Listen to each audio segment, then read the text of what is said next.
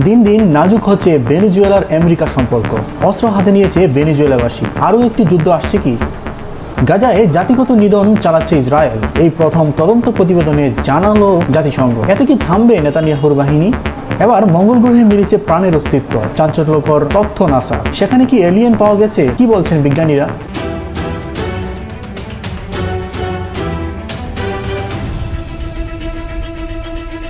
আসসালামু আলাইকুম। এতক্ষণ শুনছিলেন সংবাদ শিরোনাম, এখন শুনবেন বিস্তারিত। আমেরিকার বিরুদ্ধে যুদ্ধে নামতে এবার সর্বোপরি প্রস্তুত হচ্ছে ভেনেজুয়েলা। তবে দেশটির সেনাবাহিনী নয়, বরং সাধারণ মানুষের হাতে তুলে নিয়েছে অস্ত্র, প্রবল ক্ষমতাধর আমেরিকার বিরুদ্ধে লড়াইয়ের জন্য। আর তাদের সামরিক প্রশিক্ষণ দিচ্ছে সেনাবাহিনী। রীতিমতো সেনাবাহিনীর ব্যারাকে গিয়ে হাতে কলমে ট্যাঙ্ক চালানো, বিভিন্ন অস্ত্র পরিচালনা, যুদ্ধ কৌশল এবং সংঘবদ্ধ অভিযানের নিয়মকানুন শিখছে স্থানীয়রা। এরই মধ্যে মার্কিন আগ্রাসনের বিরুদ্ধে আত্মরক্ষায় ভেনেজুয়েলা প্রস্তুত আছে বলে সাফ জানিয়ে দিয়েছেন দেশটির প্রেসিডেন্ট নিকোলাস মাদুরো। সত্যি যুদ্ধ শুরু হলে শক্তিশালী আমেরিকার বিরুদ্ধে কি টিকে থাকতে পারবে ভেনেজুয়েলা? কারো হাতে পিস্তল, আবার কারো হাতে ভারী রাইফেল। দেখে তাদের সামরিক বাহিনীর সদস্য মনে হলেও তারা ভেনেজুয়েলার সাধারণ জনগণ। মার্কিন যুক্তরাষ্ট্রের সাথে সম্ভাব্য যুদ্ধের প্রস্তুতি হিসেবে অস্ত্র চালনায় দক্ষ হচ্ছেন তারা। যুক্তরাষ্ট্রের সাথে তীব্র উত্তেজনার মাঝে পুরোপুরি যুদ্ধ সাজে নেমেছে ভেনেজুয়েলার সাধারণ জনতা। হাতে কলমে সাধারণ নাগরিকদের সামরিক প্রশিক্ষণ দিচ্ছেন সেনাবাহিনীর প্রশিক্ষকরা। পুয়ের্তো রিকোতে যুক্তরাষ্ট্রের F-35 বিমান পাঠানো এবং ডেস্ট্রয়ার দিয়ে ভেনেজুয়েলার মাছ ধরার নৌকা আটক করার ঘটনা ভীষণ ক্ষুব্ধ দেশটির প্রেসিডেন্ট নিকোলাস মাদুরো। ফলে যুক্তরাষ্ট্রের সামরিক আগ্রাসন ঠেকাতে এবং দেশের স্বাধীনতা ও সার্বভৌমত্ব রক্ষা করতে বেসামরিক নাগরিকদের হাতে অস্ত্র তুলে দিচ্ছেন তিনি।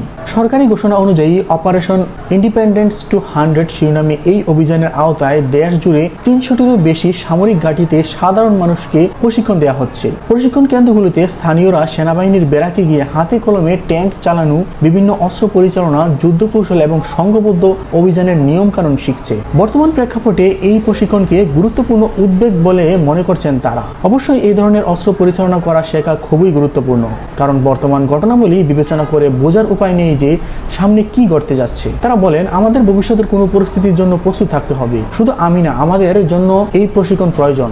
এখন তারা নারীদেরও অস্ত্র চালনা শেখাচ্ছেন। এতদিন সাধারণত পুরুষেরা এই ধরনের অস্ত্র পরিচালনা করতেন। আগে আমরা এমন উদ্যোগ না দেখলেও এখন দেখতে পাচ্ছি আমরা নারীরাও এখন এসব অস্ত্র চালাতে পারবো। এটি খুবই বাস্তবসম্মত এবং সহজ একটি প্রক্রিয়া, এগুলো তারা বলছিলেন। প্রশিক্ষণ কার্যক্রম নিয়মিত তদারকি করছেন ভেনেজুয়েলার প্রতিরক্ষা মন্ত্রী ভ্লাদিমির পাদ্রিনো লোপেজ। তিনি জানিয়েছেন, এখান থেকে আরও বড় পরিসরে এসব সামরিক প্রশিক্ষণের আয়োজন করা হবে। তার মতে এই প্রশিক্ষণের মাধ্যমে দেশের শান্তি রক্ষার প্রস্তুতি নেওয়া হচ্ছে। সম্প্রতি ক্যারিবীয় সাগরে মাদক বিরোধী অভিযানের নামে যুদ্ধজাহাজ মোতায়েন করে যুক্তরাষ্ট্র। গত সপ্তাহে পরিচালিত প্রথম নৌযানে হামলায় 11 জন নিহত হয়। এই হামলার পর ভেনেজুয়েলা 2টি X-16 যুদ্ধবিমান উড়িয়ে মার্কিন যুদ্ধজাহাজকে ঘিরে ধরে।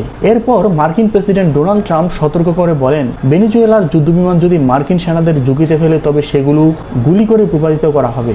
জবাবে ভেনেজুয়েলার প্রেসিডেন্ট নিকোলাস মাদুরো অভিযোগ করেন, যুক্তরাষ্ট্র তাদের বোমা হামলার হুমকি দিয়ে দুই দেশের সম্পর্ক পুরোপুরি ধ্বংস করেছে। তিনি ট্রাম্পকে হুঁশিয়ারি দিয়ে বলেন, ভেনেজুয়েলা তাদের বৈধ আত্মরক্ষার অধিকার প্রয়োগ করবে। যুক্তরাষ্ট্রের আগ্রাসনের বিরুদ্ধে তার দেশ আত্মরক্ষার প্রস্তুত। মাদুরোর দাবি, ভেনেজুয়েলার শাসন পরিবর্তন করতে ইচ্ছাকৃতভাবে সংঘাত উচ্ছেদ দিচ্ছে।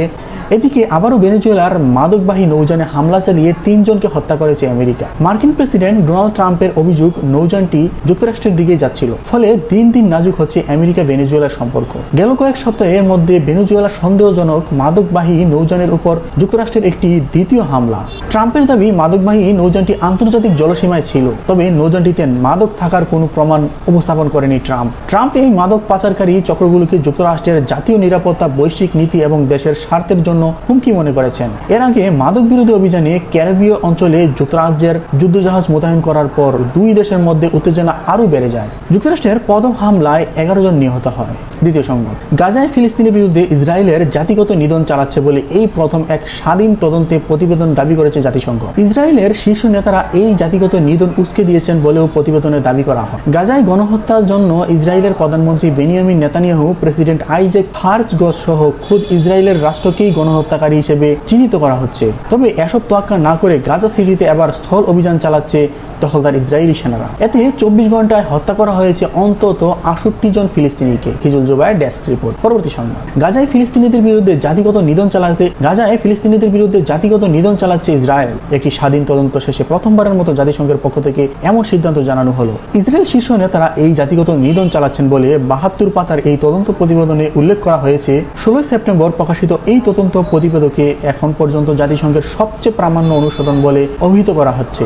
প্রতিবেদনে বলা হয় 2023 সালের 7 অক্টোবর থেকে ইসরায়েল গাজা উপত্যকায় 4টি জাতিগত নিধন কর্মকাণ্ড পরিচালনা করেছে। এসব কর্মকাণ্ডের জন্য ইসরায়েলের প্রধানমন্ত্রী বেনিয়ামিন নেতানিয়াহু, সাবেক প্রধানমন্ত্রী ইয়েব ভ্যাগল্ট, রাষ্ট্রপতি আইজেক জাক সহ ইসরায়েলি নেতারা দায়ী। তাদের যথাযথ জবাবদিহি ও বিচারের মুখোমুখি করার ডাক দেওয়া হয়েছে প্রতিবেদনে।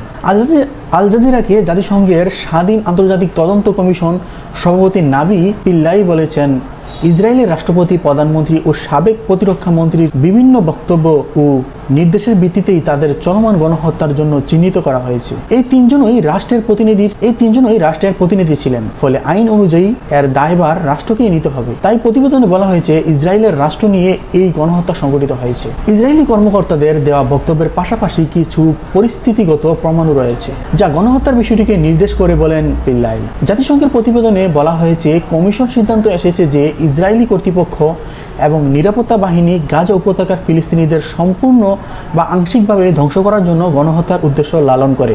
এদিকে ইসরায়েলের পররাষ্ট্র মন্ত্রণালয় জাতিসংঘের এই তদন্ত প্রতিবেদনকে ভুয়া আখ্যা দিয়ে প্রত্যাখ্যান করেছে। সামাজিক যোগাযোগ মাধ্যম এক্স এ এক পোস্টে তারা অভিযোগ করেছে যে প্রতিবেদনটি যারা তৈরি করেছে তারা হামাসের দালাল হিসেবে কাজ করছে। এই প্রতিবেদন সম্পূর্ণভাবে হামাসের মিথ্যাচারের উপর নির্ভর করে তৈরি, যেসব মিথ্যাচারের অন্যরাও প্রতিদ্বন্দ্বিতা করেছে।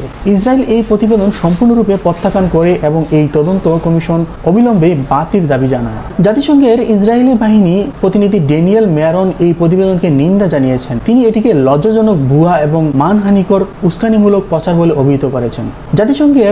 এদিকে জাতিসংঘের 80তম আসন অধিবেশন ঘিরে গাজায় যুদ্ধবন্ধ ও ফিলিস্তিনি রাষ্ট্র প্রতিষ্ঠার দাবিতে নিউ ইয়র্ক সিটির ম্যানহাটনে জাতিসংঘ সদর দফতরের সামনে অবস্থান করেছেন বেশ কিছু ইহুদি ধর্মীয় নেতা।